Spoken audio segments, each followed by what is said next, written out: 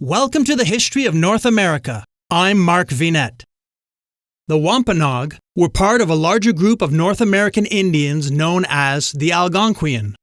They and many of the other native peoples in New England spoke a language belonging to the Algonquian language family and is most closely related to those spoken by the Mohican.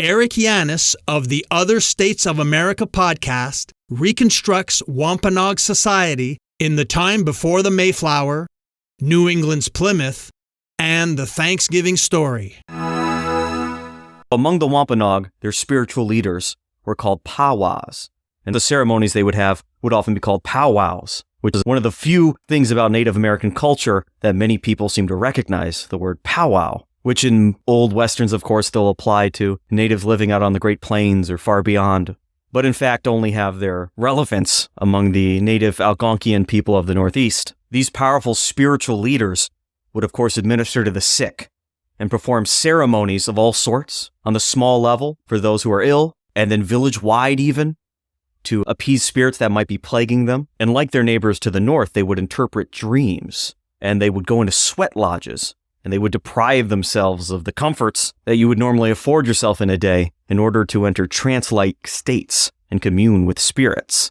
These spirits, of course, were often blamed for diseases that people had. It was either a spirit or often a curse that somebody else put upon you.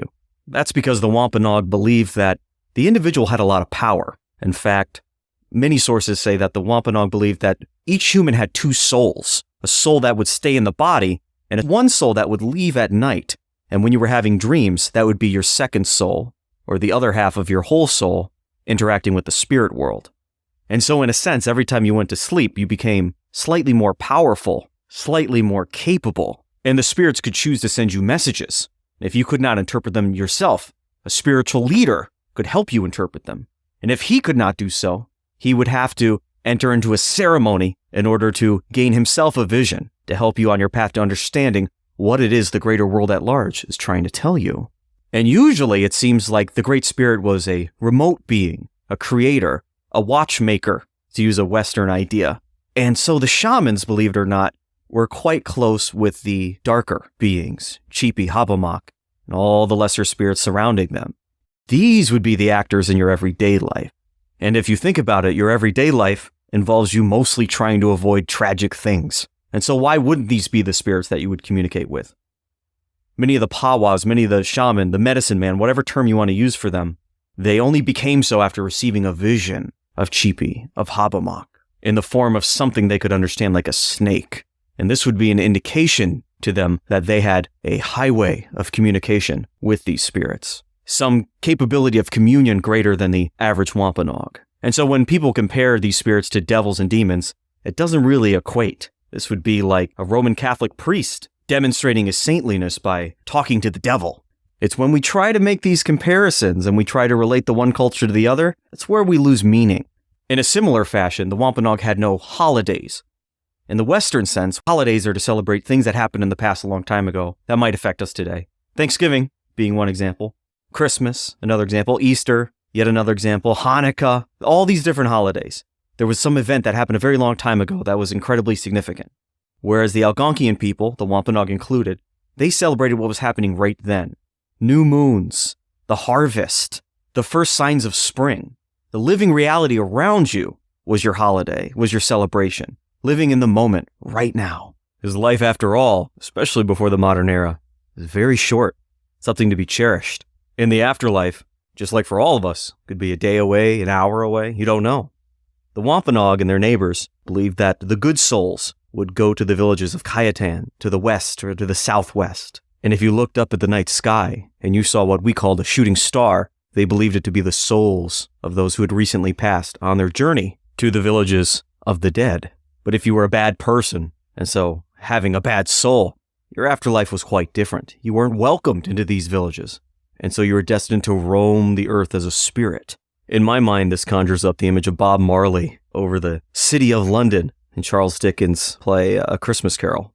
But it might be more appropriate to think of a deep, dark night over the forests of New England, the odd howls and screams that a person might hear in their village, the odd whistling of the wind through the trees, These were probably the noises and the eerie experiences that would have been associated with these less than reputable spirits wandering about for eternity.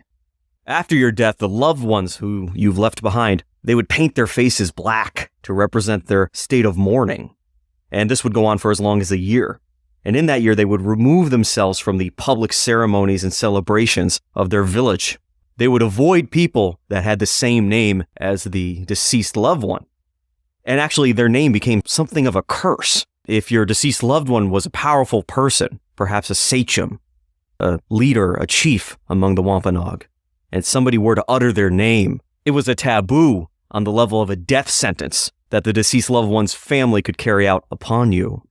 But let's step back from the world of the supernatural, the world of the religious, from life and death and beliefs, and let's just look at the basic reality of the Wampanoag world just before Europeans showed up. And more specifically, before the diseases of the old world, things that had traveled between Europe and China and down to North Africa and back, ravaged the populations of southeast New England. So before all these pandemics came through, the estimates vary, but there could have been as many as 144,000 people living in just southeast New England. The Wampanoag themselves being a very prominent minority among that population, numbering somewhere between 20 and 25,000 people at their peak. The Wampanoag and their neighbors, they seem to have realized that there was a cultural and linguistic affinity between these different groups. Yes, I'm of this certain tribe or I belong to this confederation, but we are more similar than people who live quite a distance from us. In other words, the Lenape to the south, and certainly the Iroquois to the west. And so this term arose among the people of southeast New England to describe themselves, their cultural corner of the world. And they called themselves the Nini-Missinvok. And these would be a group of people where more or less you can go to one end of this territory to the other end, and people would be able to understand you. The dialects would change, and of course, the further you got away, usually, the greater the difference in dialect would be. But this is the world you could live comfortably in. Again, both with the language you're using and the culture you follow. So this would include the Wampanoag, the Massachusetts tribe, the Mohican, the Pequot, the Narragansett, the Niantic, the Nipmuc, and a couple other little groups. More or less modern-day Massachusetts, Rhode Island, Connecticut, and then parts of New York, southern New Hampshire, and Vermont, and even a slice of Maine. And this big long word vaguely translates to the people, or just means people. And we see this with a lot of Native American groups, not just in this region of the United States, but really in all of North America, all the indigenous people. It's almost universal, where the name the people have for themselves is quite simply people in their own language, or something very close to it, like true people, or good people when literally translated into their own language. And this is really just a symptom of the universal ethnocentrism of all people. I am the default person, the default culture, the default language, and everybody else is just something different that needs to be qualified. I am part of the people. So let's talk about the families of these people. The Haudenosaunee, the Iroquois Confederacy, the Iroquois peoples. Now compared to them, all the Algonquian peoples had stronger nuclear family units. In other words, where you might learn about the Iroquois having clans and the power of the clans run by these matriarchs. And basically, your mother's side of the family had a great power over what happened within a village, what happened within your own personal life and your own identity. Algonquian peoples, the Wampanoag included, they had more value on the smaller nuclear family. This is reflected in their housing styles. As you learn in school, the Iroquois commonly lived in longhouses, shared by multiple women of the same clan. While the Wampanoag had larger longhouse-like structures, but more commonly, each nuclear family had their own little house, which many today just call wigwams. And you'll see a lot of other words applied to this structure. And just like all their other Algonquian brethren, their settlements were more spread out than the Iroquois, rather than a huddled little village behind a palisade where everyone's packed in and the clans are clearly delineated by the different longhouses. Algonquian people will tend to spread out along a riverbank, have access to the water. In some sense, you can characterize Algonquian people and the Wampanoag as having more independence versus responsibility to community than the various Iroquois people. I'm Mark Vinette, and I hope you're enjoying the ride.